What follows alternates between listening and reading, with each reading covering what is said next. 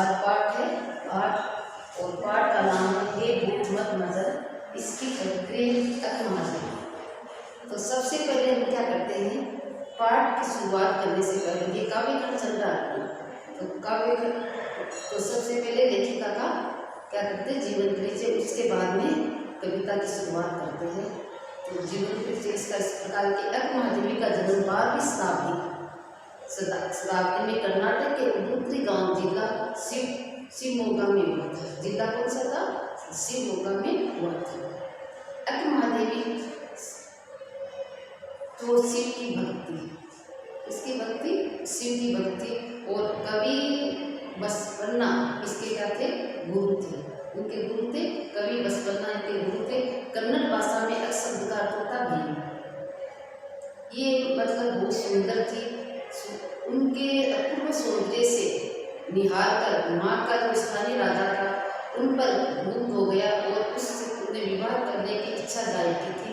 और जो वहाँ का तो स्थानीय राजा था वो मतलब ये माँ अकमादेवी की बहुत सुंदर थी और उनकी सुंदरता से मोहित होकर वहाँ के जो राजा थे उन्होंने विवाह का प्रस्ताव रखा।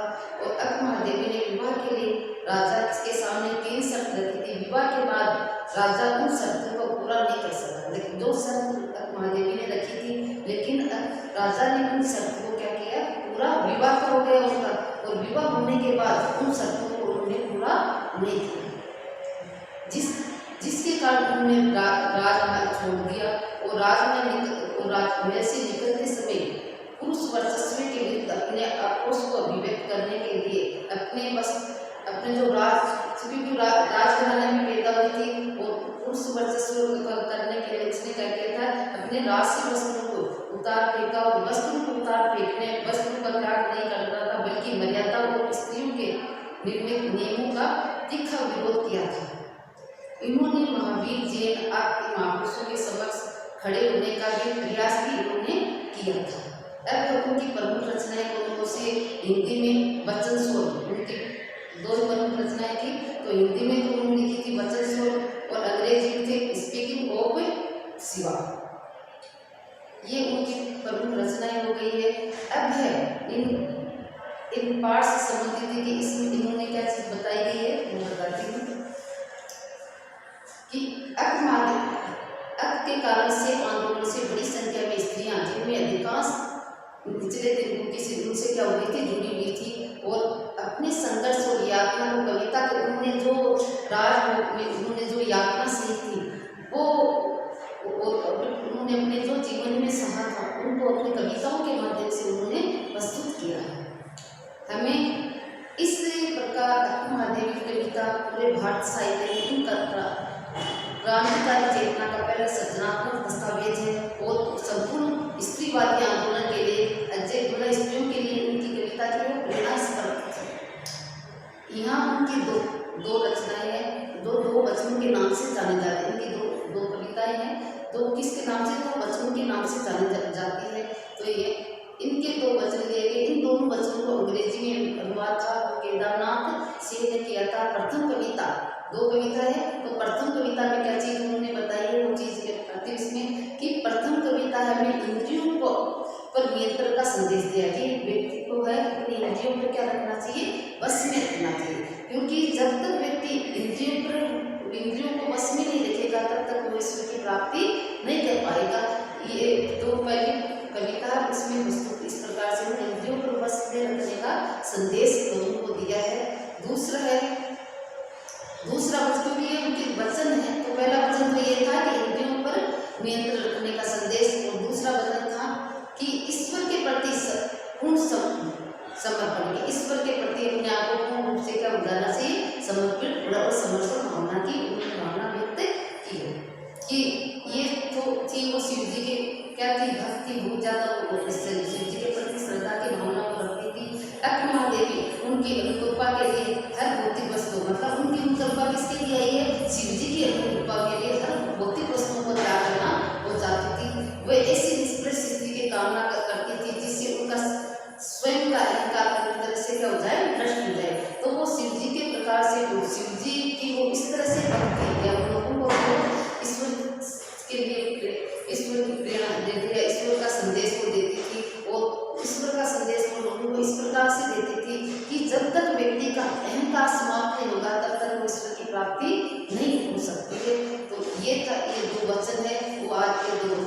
कविता के माध्यम से हम करेंगे।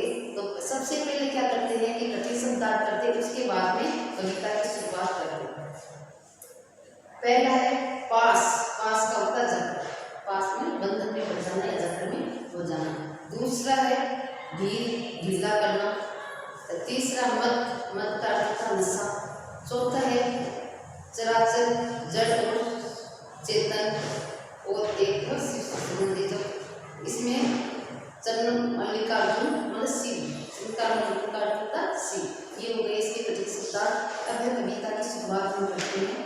कविता की शुरुआत पहले दो कविताएं छोटी है, ज़्यादा पाठ बड़ा भी नहीं है, तो इसकी शुरुआत करते हैं कि हे भूख मत मचल प्यास तड़प मत। इसमें क्या क्या व्यक्त करती है कवित्री करती है, तो इसमें है इसके मतलब कि मन पर वचन दिया है, अपने मन पर नियंत्रण रखने के ऊपर का संदेश दिया गया है कि अपने व्यक्ति को अपने मन पर क्या रखना चाहिए, नियंत्रण रखना चाहिए। तो उस चीज का उन्होंने संदेश दिया है कि हे भूख मत मचल प्यास तड़प मत, हे नींद मत सता, क्रोध मत मचा उछल उथल, हे मोह पास अपने ढील, लोभ मत ललचा, हे मत होश, ईर्ष्या जला मत, ओ चराचर मत छूट अवसर, आयु संदेश देकर चन्ना मल्लिका अर्जुन का, चन्ना मल्लिका अर्जुन का अर्थ शिव। अब है इसमें मचल मचल, मचल का क्या होता है, मचलना। की हे भूख मत मचल, कि हे भूख अर्थात कवित्री के इसके माध्यम से क्या करते हैं, वो भूख वैसे तो भूख करते, तो सांसारिक वस्तु की से वो चाह कि मन को क्या संदेश देती है कवित्री कि हे भूख तू सांसारिक वस्तु की इच्छा में की इच्छा मत कर, क्योंकि व्यक्ति संसारिक की इच्छाओं को चाहता है तो उसे ईश्वर की प्राप्ति नहीं होती है। तो कवित्री इस पंक्ति में क्या कहना चाहती है कि हे भूख तू संसारिक इच्छाओं, या तो भूख मतलब संसारिक इच्छाओं की या मन को व्यक्त करते हुए कवित्री करती है कि हे मन तू संसारिक इच्छाओं की लालसा मत, क्यों कि संसारिक इच्छाओं की लालसा रखेगा तब है वो व्यक्ति है उस मोह माया में और अधिक फंसता हुआ चला जाएगा। प्यास तड़प मत, और हे प्यास तुम मत तड़प, अतः मन में अधिक पाने की इच्छा मत करते, तो मत तड़प का मत इच्छा या तृष्णा कि तुम सांसारिक वस्तुओं की ओर आकर्षित मत हो। तो किसको कह रहे हैं कि प्यास अर्थात सांसारिक तो तृष्णा की भावना, व्यक्ति को तृष्णा की भावना के कारण ये इस संसार में क्या हो जाता है, तो तृष्णा में इच्छाएं होती है, तो व्यक्ति के मन में जितनी इच्छाएं होगी उतना ही वो संसारिक मोह माया में क्या होता है, फंसता हुआ चला जाता है। तो भूख के माध्यम से ये संसारिक इच्छाओं की व्यक्त करती कवित्री कहती है कि हे इच्छा तू इतनी इस संसारिक मोह माया में इतनी फंस, जिसके कारण तू इस संसारिक मोह माया में फंसकर रह जाए। हे नींद मत सता, और हे नींद तू मुझे आने के लिए व्याकुल या मुझे सोने के लिए व्याकुल मत कर, अर्थात मुझे मत सता।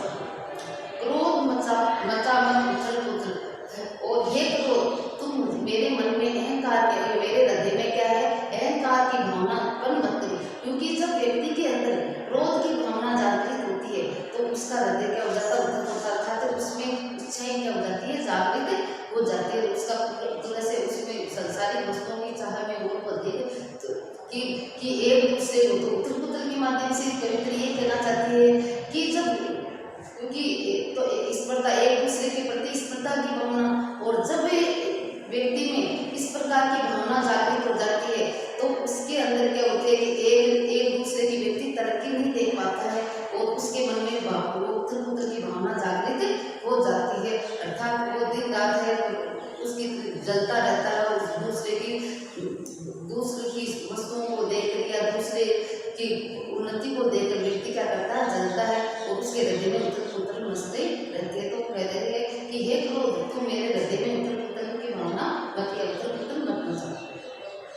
हे वो पास अपने ढील, पास काटता ढील या जकड़ना, तो पास अपन ढील, तो पास काटता ढील जकड़ना, इस मोह माया में फंसता चला जाता है ना व्यक्ति, तो इस जकड़ करके गया पास कर कि हे मोह, तो मोह माया के कारण व्यक्ति क्या हो जाता है कि संसार में फंसता हुआ चला जाता है। इसलिए वो किससे कह रहा है, मोह से कह रही है कवित्री कि तू मुझे मोह माया के या सांसारिक वासनाओं के चक्कर में मुझे मत फंसा। लोभ मत ललचा। और लोभ होता है वो क्या है, लोभ के कारण व्यक्ति है इच्छाएं जागृत, उसकी इच्छाएं क्या हो जाती है, जागृत हो जाती है। इसलिए वो लोभ मोह माया से व्यक्ति क्या करना चाहता है, दूर रहने का वो व्यक्ति करती है कि लोभ के कारण ही व्यक्ति होता है वो संसार में फंसता चला जाता है। लोभ लालच के कारण ही व्यक्ति में तृष्णा की भावना और बहुत सारी इच्छाएं जागृत होती है। इसलिए कि मेरे हृदय में लोभ लालच की भावना नहीं। हे मत कर मदहोश। मदहोश का अर्थ होता है नशे में पागल होना। मदहोश का क्या होता है कि नशे में पागल होना। और कि तो किसको संबोधित कर रहा है कि हे मत तू मुझे इस संसारिक विषय वासनाओं मुझे इस तरह से पागल, या जो संसारिक इच्छाएं हैं, जो संसारिक वस्तु हैं उसकी ओर मुझे आकर्षित करके मुझे पागल मत बना। ईर्ष्या मत। और जब व्यक्ति के मन में ईर्ष्या की भावना होती है तो उसका हृदय क्या हो जाता है, जलने लग जाता है। तो ईर्ष्या से क्या कह रही है कवित्री कि हे ईर्ष्या तू मुझे मत जला। और चराचर मत चूक अवसर। आगे वो क्या कर रहे हैं कि हे चराचर तू ये अवसर को मत चुका, कि हे चराचर मत चूक अवसर। आयु संदेश लेकर जनमालिका अर्जुन का शिव का क्या करती है कि सब संसारिक लोगों से आपको मैं इस शिव जी का जो संदेश देने के लिए आई हूँ, इस संदेश से तुम झूठ मत। अर्थात कवित्री इसके माध्यम से ये कहना चाहती है कि मैं संसार के लोगों को शिव का संदेश देने के लिए आई हूँ और इस संदेश में इस बिल्कुल भी झूठ मत कर। अर्थात ये संसार के लोगों को अपने आप को क्या ईश्वर की भक्ति में या शिव की भक्ति को इसका संदेश देने के लिए आई थी। तो शिव का संदेश या शिव की भक्ति का संदेश संतों को दे रखे कि मैं तुम्हें ये संदेश देने के शिव का संदेश देने के लिए आई हूँ, इसलिए तुम इस संदेश को झुका मत। अर्थात शिव की भक्ति में लग जाओ। ये मैं संदेश आपको देना चाहती हूँ। तो पहले तो कोई क्या है इसमें बताया शिव जी का संदेश कि व्यक्ति को क्या नहीं करना चाहिए, तो कि संसारिक इच्छाओं के प्रति जागरूक, तो कि ईश्वर का संदेश ईश्वर को प्राप्त कर जब इंद्रियों पे नियंत्रण होता है तब ईश्वर की प्राप्ति होती है। इसलिए ईश्वर का संदेश देने के लिए कवित्री इस कविता के माध्यम से प्रस्तुत करती है। दूसरा है क्या बताया है कि इसमें बताया कि व्यक्ति ईश्वर के प्रति संपूर्ण वचन। दूसरा वचन था कि भक्त को ईश्वर के प्रति पूर्ण तरह समर्पित होना चाहिए, कि जब व्यक्ति पूर्ण तरह समर्पित होगा तभी क्या हो उसको ईश्वर की प्राप्ति हो सकती है। तो इस कविता में क्या कहना चाहती है कि हे मेरे जूही के फूल जैसे ईश्वर मंगवाओ मुझसे भीख, और कुछ ऐसा करो कि भूल जाऊं अपना घर पूरी तरह से, झोली फैलाऊं और न मिले भीख, कोई हाथ बढ़ाए कुछ देने को तो वह गिर जाए नीचे, और यदि मैं झुकूं उसे उठाने के तो कोई कुत्ता आ जाए उसे झटपट छीन ले मुझसे। तो इसके माध्यम से कवित्री है कि व्यक्ति को संसारिक मोहमाया पहले तो संसार मन में बस में रहना चाहिए। हे मेरे जूही के फूल, तो इसके जूही का ईश्वर के लिए करिए अपने मुझे तक। तो कवि क्या कहते हे मेरे जूही के फूल जैसे ईश्वर मंगाओ मुझसे भी, कि जूही के फूल के तरह उसे क्या करती है कि मुझे अपने फूल की तरह के ईश्वर, तो आप जूही के फूल के समान हो मंगवाओ मुझसे भी और आप मुझसे भीख मंगाओ। तो ईश्वर को संबोधित करते हुए कवित्री कहती है कि हे ईश्वर आप जूही के फूल के समान कोमल, जिस प्रकार जूही का फूल कैसा होता है कोमल होता है, तो उसी तरह आप कोमल और मुझसे क्या है भीख मंगाओ। अर्थात भीख मंगाने से तात्पर्य कि मुझे संसारिक मंगवाओ मुझसे भी, तो मुझे आंदोलन मन क्या कि मुझे इसके लिए आकर्षित करे, संसारिक मोह माया के प्रति आकर्षित करने के लिए। अर्थात जो मेरे मन में जो संसारिक भावना आ गई है उसको क्या करो, तो संसारिक भावना में तो मैं फंस गई हूँ, लेकिन ये संसारिक भावना में फंसने के कारण अब मुझसे भीख मंगाओ, और भीख मांगने के कारण लोग है वो क्या करेंगे, मैं लोगों के आगे झोली फैलाऊंगी और लोग हैं वो भीख डालेंगे, लेकिन मैं वो भीख वो क्या है नीचे गिर जाए वो कुत्ता खा गए। भीख मंगवाओ और कुछ ऐसा करो। और तो भीख मंगा कर कि मैं भीख मंगा लोग मुझे देने के लिए, लेकिन वो भीख भी क्या हो जाए मुझसे छीन ली जाए। जो और कुछ ऐसा करो, फिर आगे वो क्या कहती है कि और फिर आप ऐसा करो कि भूल जाओ अपना घर पूरी तरह, अपना पूरा संसारिक मोह माया के लिए करिए और आप मुझसे इस तरह की भीख मंगाओ जिसके कारण मैं संसारिक मोह माया को पूरी तरह से क्या अपना कैसे संसारिक मोह माया के लिए है कि मैं संसारिक मोह माया को पूरी तरह से भूल जाऊँ। झोली फैलाऊं और न मिले भी, और मैं लोगों के सामने क्या है मैं अपनी झोली को फैलाऊं लेकिन मुझे भीख नहीं मिली। कोई हाथ बढ़ाए कुछ देने के लिए, और संसार के लोग जो लोग हैं मुझे भीख, क्योंकि मैं लोगों के आगे झोली फैलाऊंगी और झोली फैलाने के कारण लोग हैं वो मुझे भीख में देने के लिए अपने हाथ को क्या करेंगे आगे बढ़ाएंगे, तो वह गिर जाए नीचे। और जो भीख देना चाहते हैं अपने हाथ में बढ़ाकर, लेकिन वो भीख है मेरी झोली में न आकर के क्या हो जाए आगे वो नीचे गिर जाए। तो कोई कुत्ता आ जाए, उसी समय क्या है कि वो कोई कुत्ता आ जाए और उस जगह कर छीन ले मुझसे, और वो कुत्ता आकर क्या करे कि जो भीख मेरे को मिली थी वो नीचे गिर गई।